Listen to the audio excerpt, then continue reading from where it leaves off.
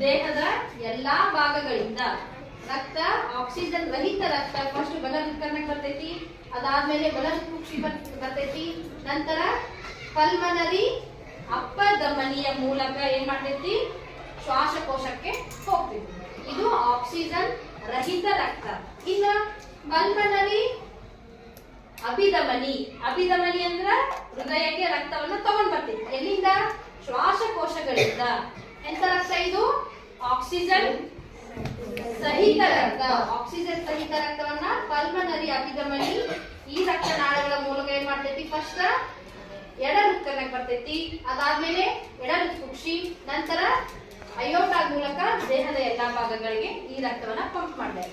ಈ ಒಂದು ಸಂಕುಚನ ಮತ್ತು ವಿಕಸನ ಸೇರಿ ಒಂದು ಹೃದಯದ ಬಡಿತ ಅಂತ ಕರೀತಾರೆ. ಒಂದು ನಿಮಿಷದಲ್ಲಿ ಮಾನವನ ಹೃದಯ ಬಡಿತ ಎಷ್ಟಾಗ್ತೈತಲ್ಲ ಅದನ್ನ ಹೃದಯದ ಬಡಿತದ ದರ ಅಂತ ಕರೀತಾರೆ.